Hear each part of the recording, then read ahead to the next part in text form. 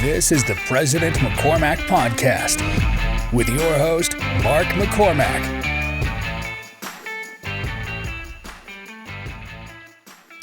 Ladies and gentlemen, welcome on the podcast today, Jared Deveraux. What's welcome. Shaking? So let's start. We normally, some of these I start off with, how do you know me? And I think that might be appropriate for people because they're going to look at you and be like, this super handsome dude with a Golden State hat and all these tats. How does he know Mark? Sun's out, guns out, right? Yeah. So I work for you. Yeah. I'm your general manager of PFS, the basketball floor dojo up in Shelley, Idaho. Yeah. So, yeah. Yeah, absolutely. And then we just, this is your first podcast, right? I've done a couple before. Oh, have you? I have. Oh, yeah. Cool. Yeah. So this might be my third. So I haven't done a ton per se. What were the other ones about? Well, I'm sure we'll get into that in a moment, but okay. I was incarcerated for a good chunk of time. And so it was related to that. Yeah. So, okay, cool. Maybe a little background on that. So Shane, who's your partner in the flooring, his daughter, just a sharp young lady. She's getting her PhD, and honestly, I'm going to screw this up. Is it in sociology with an emphasis in criminology, or I don't know. She's just super smart. She's out at Oklahoma, University of Oklahoma in Norman, and so when she found out through her dad that you guys had hired me, and I'd known their family for years, she's like, "Oh, I need a deviant to come talk to my class." I'm like, "Deviant? Well, I guess I'm your Huckleberry." But she, she's like, I actually, we read about this stuff in books, and I talk to my students, but like to have somebody like, and so we sat in a corner at a wedding reception at one point. She's like, will you talk to my class? Well, I did. I talked to her class, and her supervising professor came in. And the next thing I knew, like I was on this podcast for a university. I can't remember what the university podcast was. And then I did another one for another grad student out of California that heard that podcast. And so anyway, it just kind of grew from there. So people are fascinated by that sort of thing, especially if they haven't experienced it directly. So vicariously, I end up, Well, that's one of the things that's cool about it, right? I mean, there's a lot of stuff that sucks ass about it, right? Go to jail. But mostly. But when you're in the backside of it, right, and you come back into society, and you're just trying to get your life back together and move on from that, you can look back at that, and there's a lot of people in the general population that are super interested in what goes on in the prisons, and we just spent a couple of days in Las Vegas and talking about all sorts of stuff because you are actually in private prisons and you're in public prisons. Correct. And they're vastly different. Yeah.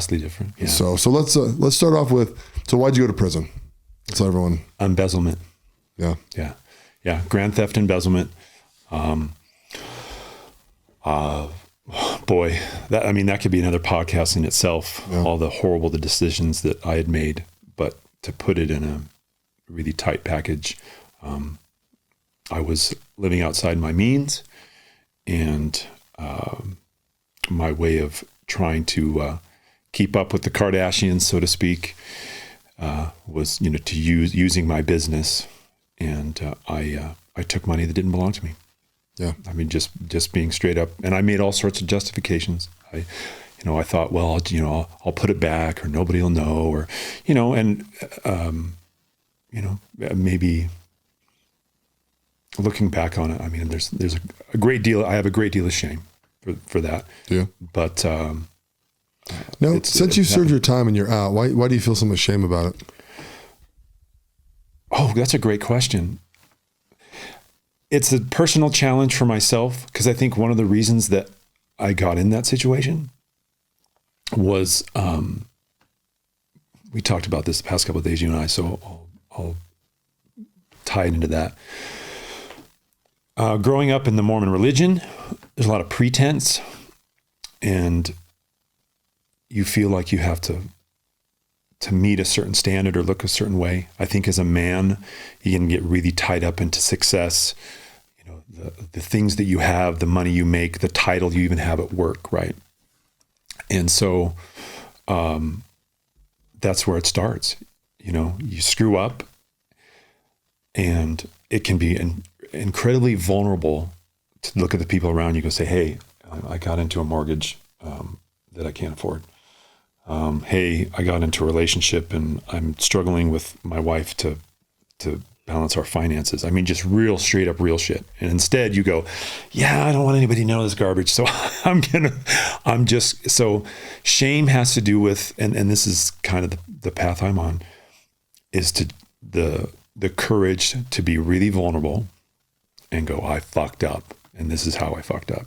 Yeah. And so there's still a challenge with that at times. I mean, being on your podcast today or on these podcasts in the past that I've been on, you know, there's this recognition that, you know, a bunch of people I don't know, I'm about to tell them, hey, you know, and so I'm trying to shed that. Mm-hmm. But shame's a funny thing. Shame's different than being, embarrassed. Embarrassed, like, oh, I did this one thing that was bad. And shame is I am bad. And I think just being really vulnerable, really blunt, I've spent my life trying to go, you know what, I am good and I've done some bad things.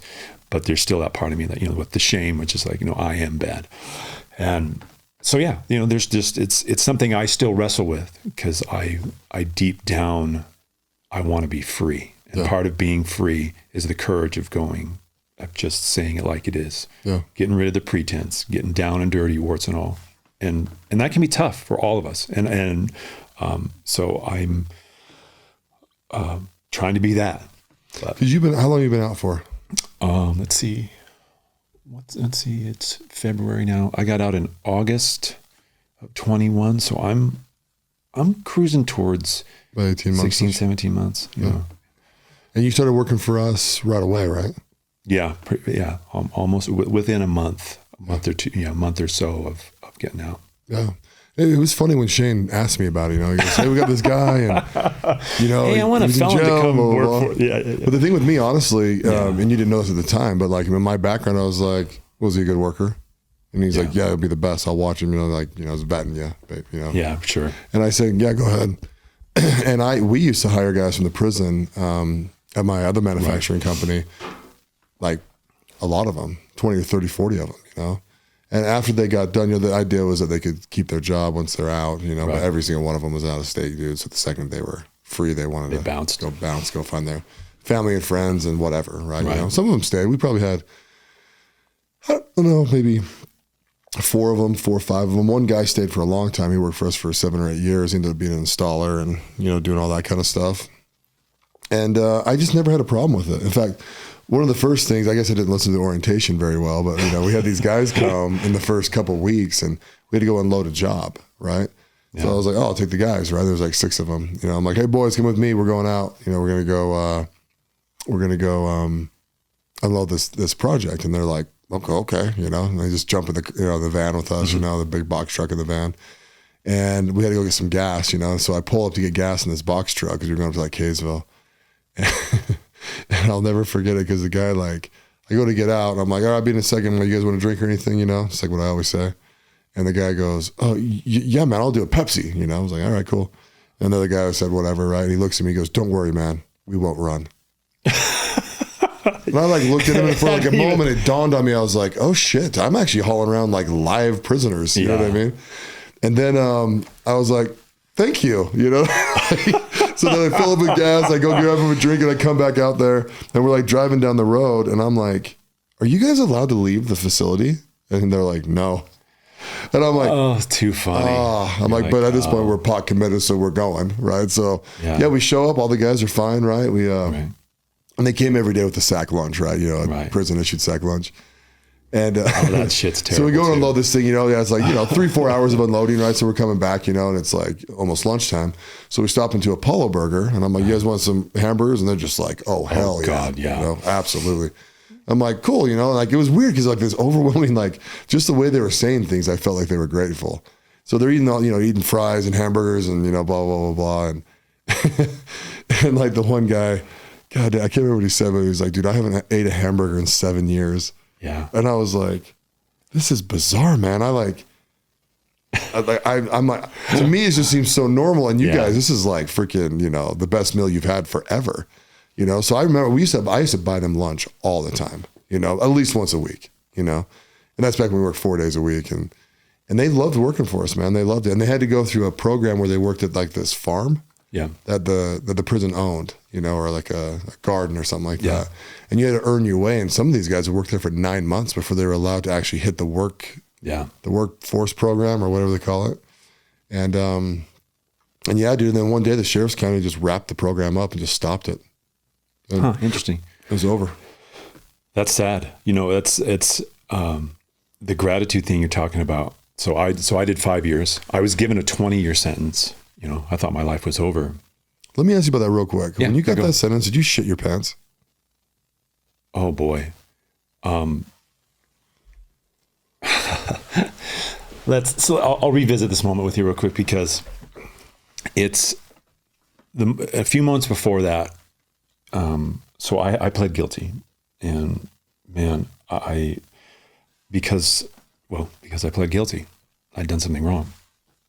And so I really didn't think I would do a big chunk of time, and that a lot of that had to do with I'd never been in trouble my entire life for anything.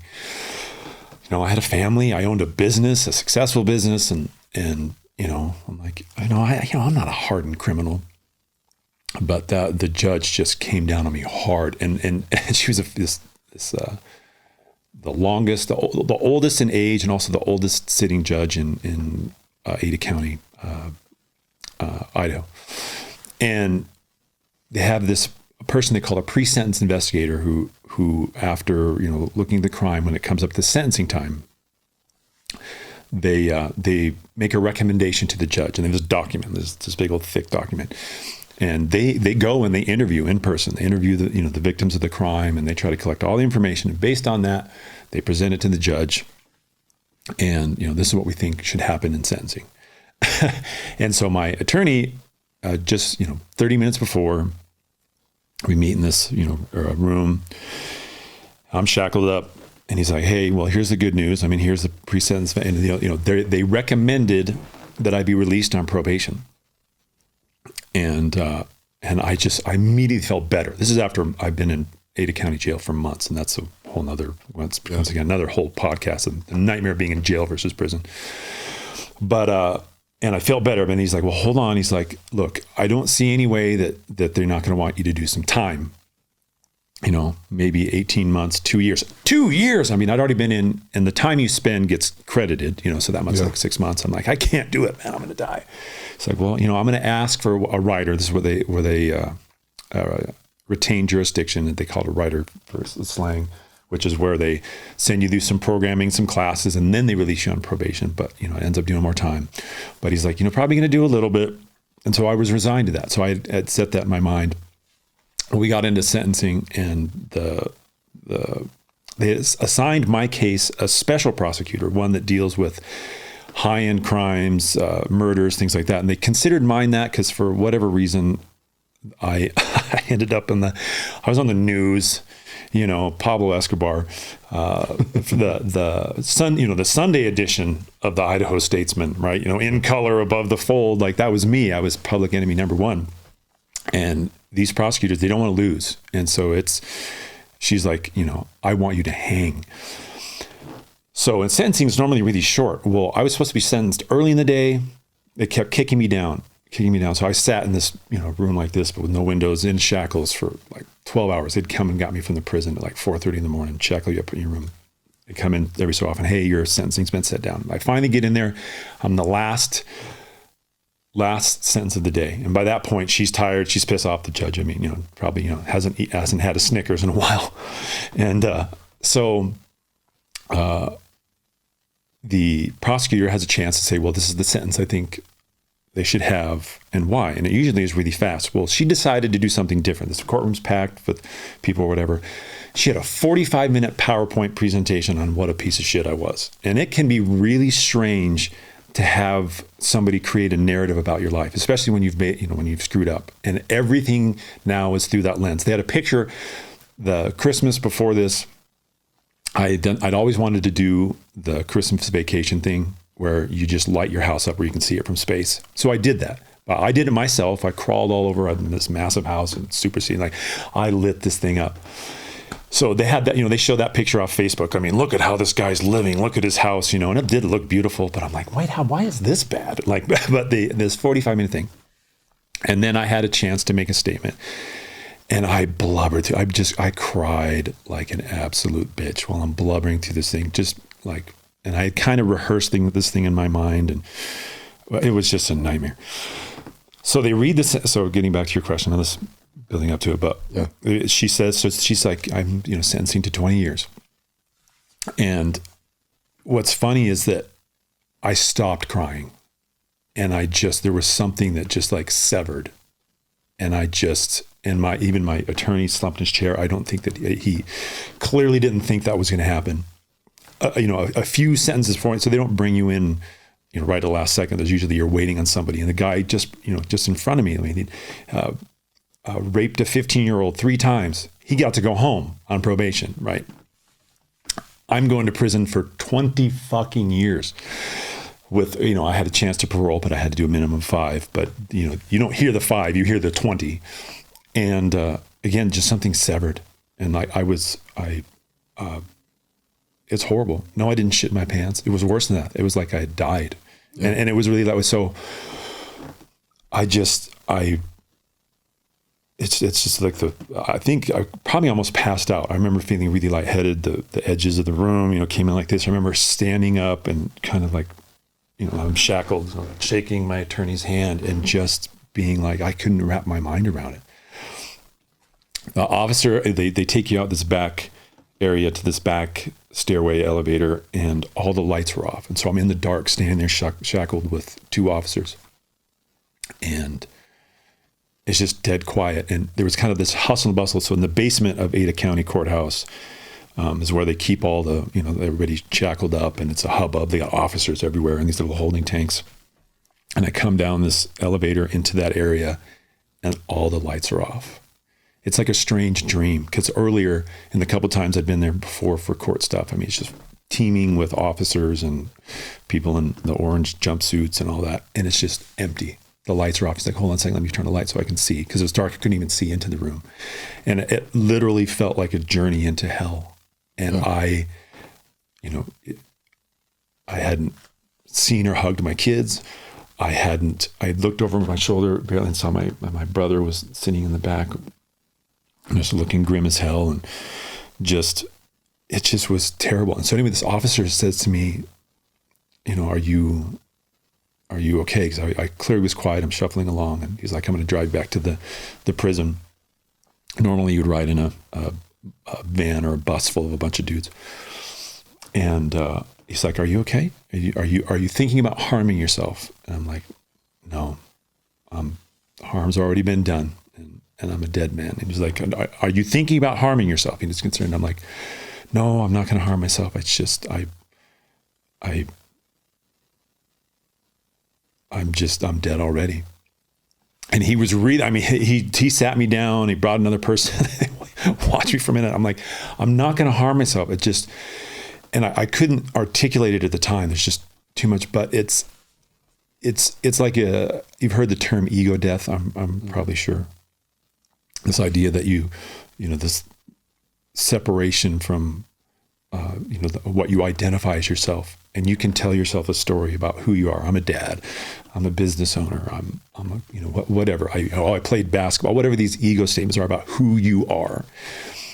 But the minute all that's removed, there's a death, and it felt that way. And the next 18 months of my life in prison was like that, where it just, who you thought you were is not who you are. Take it all away.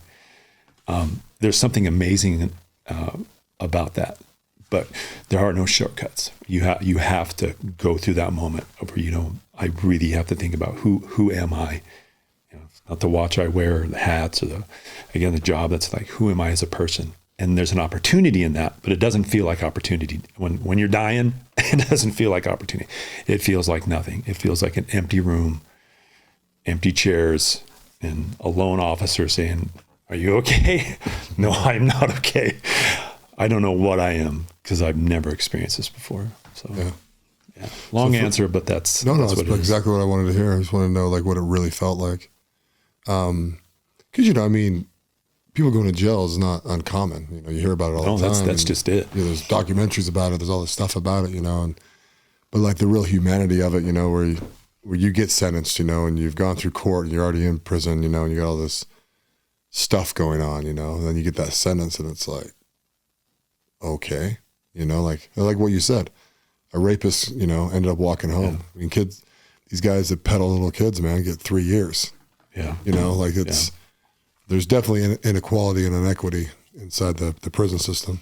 Well, yeah, well, there's in it, and there has to be a reckoning with that as well, because look, the bottom line is life is unfair, and I will tell you right now, one of the things I aggravated myself with while I was in prison was to go grab the newspaper, and at some point I had to stop because I became, for a period of time, I was really like wound up, especially my first year, about sentencing, you know. Yeah. Felt so unfair. How, you know, like people make mistakes. Why can somebody, again, fuck around with a kid, gets to go home? Yeah.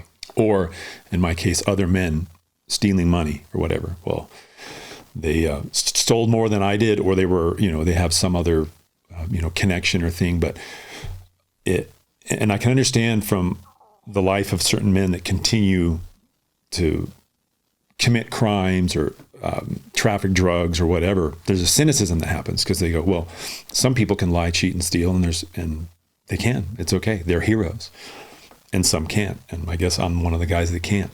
So it feels unfair.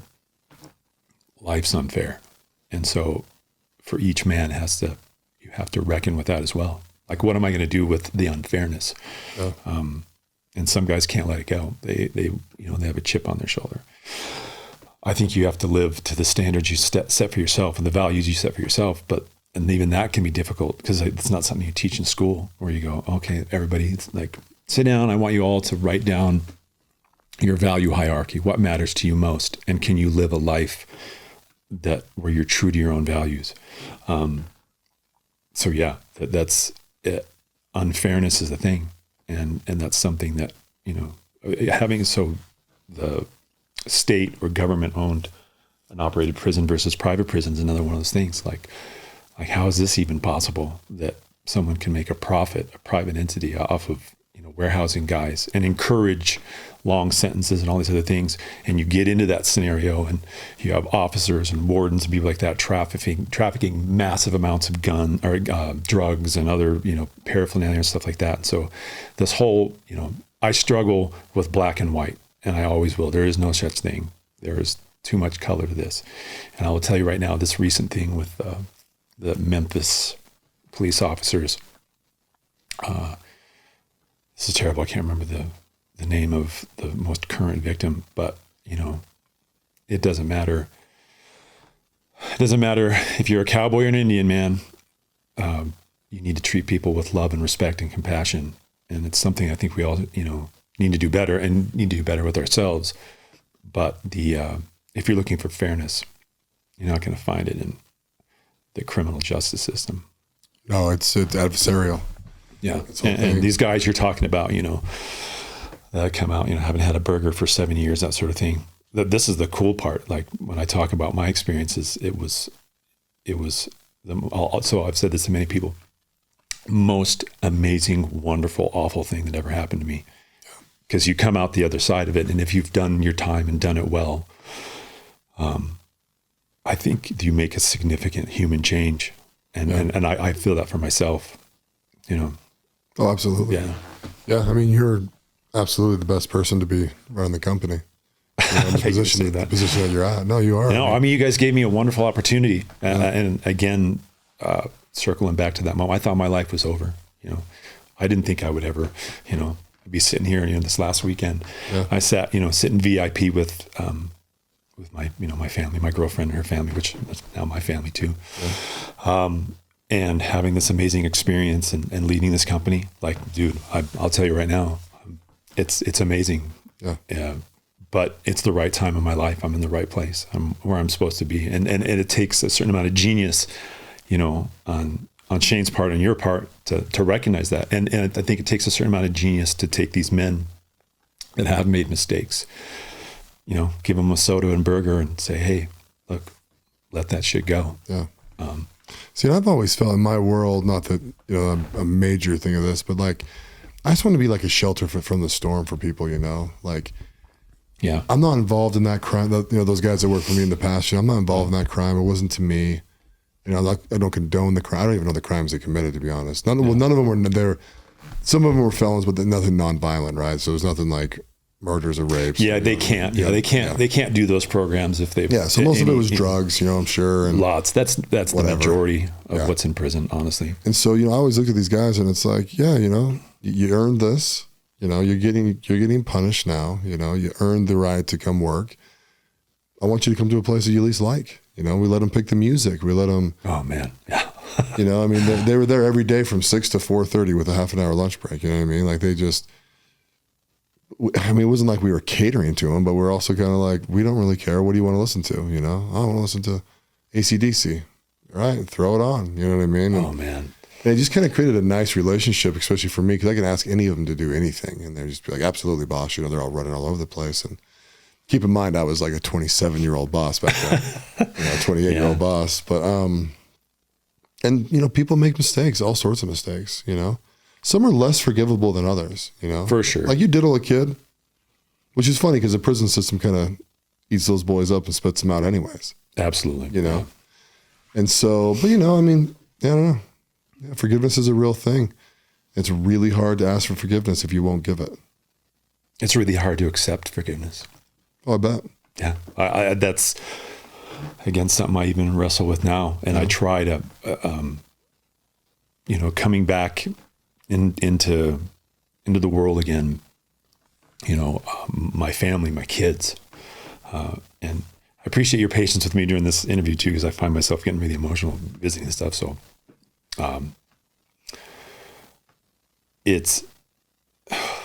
I did my time, and that phrase in it itself was supposed to mean something. Like, I did my time, man. Like, and there's still, just being real, my ex-wives and probably certain other people, like, I don't know that they would be satisfied unless there was blood, unless they saw me swinging from the rafters, because, they're just still mad. They're still mad. And so there's part of me like, oh, well, should I still be upset with myself too? It can be hard to accept forgiveness. And I think a lot of men who, the recidivism rate, am I saying that word right? Anyway, that continue to go back into the system. Yeah. I think there's a fair bit of it where they can't see themselves any other way than being, I'm bad. The shame thing. I'm bad. I'll always be bad. And they don't forgive themselves. So that just keeps that pattern going. And the thing is wild with that, right? It's stupid. What's that? It's stupid to think that way. It is stupid. It's stupid. Because all of us only have one life. You only have so much long to live. Yeah. And if you spend your life in a loop, and it is a loop. Yeah, there's different loops out there. I mean, this is just one flavor of a loop. But it's just, you're not getting anything, you're not giving back.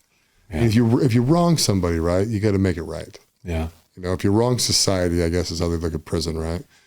But you did your time and you're out. Yeah. I mean, how are you personally doing with it? You able to accept the forgiveness?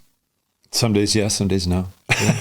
it depends. Look. More days yes? I think, more days yes. Yeah.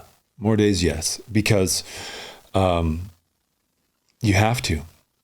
And when I say you have to, I mean you really have to. You have to be able to accept from other people that generosity and love, because it allows you to reciprocate it.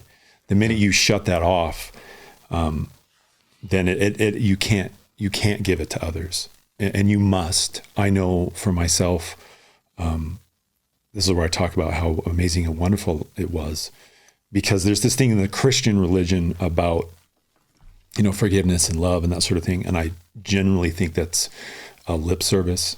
People talk about it, but doing it is a whole nother thing.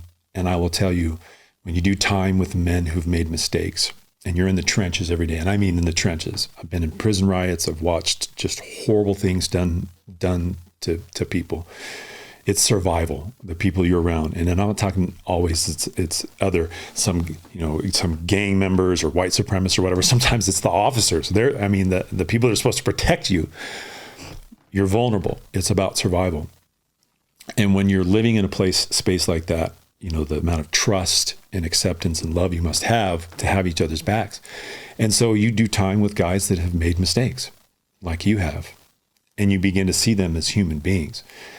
And when you can accept a person, look someone in the face who's done something awful, and I've done time with guys that have taken the lives of other people. I did time with a guy that had shot a police officer and paralyzed that person. And I know that that officer's family and other people will always look at this individual and see nothing but a piece of garbage that should be hanged, shot, whatever. I don't see him that way. I see all of them, and you love them just in spite of that. Yeah. And so you have to accept people. And you have to do that to yourself for us all to move on. And that's, it's a thing. So that's the Christ-like thing that people talk about that actually don't get to. I really love Charlie, man. He's really great, except for, and he does this thing that kind of irritates me. And no, man, you love them, all of them, every single bit of them. That's helped in my relationship now that I'm in with my girlfriend, where I allow her to love all of me. And what's cool is in return, I love all of her. You take a person, you take all of them. That's a hard lesson to learn, because for most of us, anytime it comes to the stuff we don't like, we shut ourselves off from it. We distance ourselves from it. We disassociate from it. Forgiveness has to be all the way. And when it's all the way, man, it feels good. Yeah. It feels great. But also being honest, like, we're also moving targets from moment to moment, thing to day. We're a slave to our emotions and things like that. And so there's sometimes I'll just, something happens, I have a bad day, I miss my kids or whatever, and I'm just pissed. Yeah. Pissed at myself. Yeah. Because I abandoned them for 5 years. Yeah. Just disappeared. So when you went to jail, kind of talking about mindset. You get your sentence, you're down in that room, you start heading back. I mean, you'd already been in prison. How do you deal with prison mentally? Like, how do you go in there? Because there's all these little rules, right? Like, don't join a gang and don't get in this thing. So, I mean, you got to feel so alone and isolated and almost like, oh shit, any day I can make some stupid decision that's going to make this really difficult for me. Like, how did you navigate the prison system as an inmate? Well, I'd like to say, oh yeah, from day one I had it down, but it doesn't work like that. Life's kind of like that too, right? I mean, so this is the kind of stuff you read about in books or that people post on their Instagram or feeds with these special little bits about, live in the moment, buy these yoga pants, fuck all that noise. So despite all those cliche statements, packed inside that is like a real practice. Moment to moment, day to day, thing to thing. And if you're going to do it successfully, there is this thing. So the mistakes of your past and all those memories, you got to leave them there. So doing time, you live today, right now, right this second. The past doesn't matter. The future, you can get tied up in that was my thing too. Well, when I get out, I'm going to start a company, or when I get out, I'm going to get my girlfriend or my wife back, or I'm going to do this, I'm going to do that. And it becomes, future focused. That they call that hard time in it. The longest time you do when you spend every day going, I'm gonna, or when I get this, or when I'm going to do that. So ostensibly, actually, there's no difference in our own lives when we do this too, because they go, okay, well, when I have this much in my bank account, then I can really live, or when I have, so we do this thing. So in prison, it kind of distills that down. And I mean it just that way. It's like a distilling process, like a fine liquor, where if you're going to get your mind right, you live right now, today. So, and it can seem impossible, but that's kind of the cool trick. You sit down and you go, man, what's important to me? My kids are important to me. Well, my kids are on the other side of that brick wall and that barbed wire fence.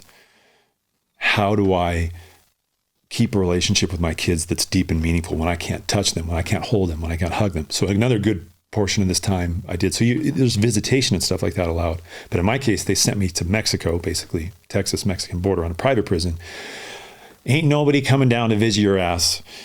So, that's not going to happen. And then also COVID in the midst of all this. Well, then they shut all the prisons down, no visits. So I can't hug them. I can't hold them. You can't touch them. So let me ask you this real quick. Yeah. How come they sent you to Mexico or to the prison by Mexico? The Idaho prisons were overpopulated. And so they contracted with a for-profit prison to take 1,000 or 1,100. Do they choose them, or was it like random, or? They chose them. Yay, I got chosen. Why do you think you were chosen? I don't think. I know I was chosen. One, because the length of my sentence. So you can disappear for a long time and nobody fucking cares. And then two, I behaved really well. You know, I wasn't a shithead. And so the private prison guys, they don't want to deal with having to put down riots and deal with violent criminals or whatever. So they're trying to get the certain, length of sentence so they can disappear for a long time. That's return on investment, and then behavior. Gotcha. And so I was well behaved. And I mean, honestly, my effect on people around me, so going back to the mindset thing, at some point it clicked for me that I had to get this right. So I taught guys Shakespeare. I did legal paperwork for guys. I tried to actively every day connect with the people around me, connect with my kids in a way. So that's what I was building to, was that. So I use my kids as an example, like writing letters. I'd write stories, at Christmas time, I'd send them like my younger kids like stories, but finding a way to just build a relationship. And you do it now. It's not when I get out, I'm going to take my kids to the Ferris wheel and Lagoon or whatever. It's like, no, right. What do I do right now? And you have to get creative. Things like, okay, well, so I wrote a book. We'll talk. I mean, maybe we'll talk about this now. Maybe I'll come back and we'll talk about it when I'm hoping to self-publish it within the next couple months. But I'm like, you know what? I want to be a writer. I want to be this. I want to be that. I want to lead men. I want to do good things. Well, you don't do that tomorrow. You certainly can't do anything about the past. You do it right now. And so that my strategy, my mindset was every day. And same thing, exercise. That's a big thing for in prison. Exercise. Get your body right. Get your mind right. I went to Alcatraz this past weekend when I took everybody to the Golden State game. Yeah. And it's fine. I made this wise ass remark. I'm like, wow, this Alcatraz place, this is nicer than the private prison I was in, which was mostly true. Yeah. But they have these little plaques and posters on the wall because there's a certain area that talks about mass incarceration. And that's the thing that's maybe interesting about my story too, and why I do enjoy talking about it, because more and more the world we live in the United States, or the world, the state, whatever, the United States, we incarcerate more than anybody in the world. And it's about money. It's not about right or wrong. If it was about right or wrong, we'd have a different discussion. If it was about holding men accountable and responsible, it would be a different conversation. Because when something does something wrong, I think there's an obligation to make it right. But I'll tell you that the men around me, they're like, oh, you know what? The best way to hold me accountable and responsible for the mistake I made is for some asshat rich white dude to own a private prison and make money off me, stack me up with a bunch of other people where I can't make it right with my family, make it right from the person I stole from, make it right with the person I injured. No, you go away. And the idea is that, well, I go away so that I can keep everybody safe. That's the lie that's told. Because again, the majority of men in prison aren't there for. So I completely agree. There's a place for prison. There are violent people that do harm. There are people that have proved that they can't be around. Okay, cool, put them away. But that's not by and large who's in our prisons. It's just they need to keep them full. So anyway, circle back. So there's this plaque on the wall that talks about of the men and women who read in this country. It's primarily incarcerated people. And then it had this list of like the titles that they picked. And it's all these, deep philosophers, right? Guys are reading Aristotle, Socrates, they're doing Nietzsche, right? That's fucking awesome. To get an opportunity to go, you know what? I want to think better. I want to speak better. I want to be better. And that's your practice day in and day out. So you spend, mindset. You want to go learn at the feet of the masters. And what's cool is there's these libraries that people don't touch anymore. And this bookcase right here maybe makes me think all the time, because this turns me on, right? You have an opportunity to learn at the feet of men that have for centuries, the Stoics, right? Marcus Aurelius. these ideas, these beliefs, these practices, and then you incorporate them in your life. So you set aside study time, and then you set aside your workout time. You go get your body right. You and I know, I mean, we're, post 40. You're not going to live forever. So if I'm going to drag this meat carcass around, I better do something to it and tune it up and stop beating it up with what I eat and how I so you exercise, you try to, eat better in prison, which is hilarious because that's not a thing, but you try. Yeah. And there's, fun things around that too with, you have in prison, you have spreads, you and your homies get together and you cook stuff up. And I've had some riot dudes. This guy I went to prison with, I'll mention his name because I love the little dude. He taught yoga too, which was a riot. A bunch of prison dudes doing yoga, right? Bruce DeVino in Boise, Idaho. Shout out. This guy could cook. He would take all these strange ingredients. He'd take some peanut butter and he'd take a ramen packet here and he'd be making, spicy Thai peanut butter chicken and stuff like this. And you're like, holy crap. He's out on the prison yard, and he's looking around and he's picking stuff out of the ground. He'd find water.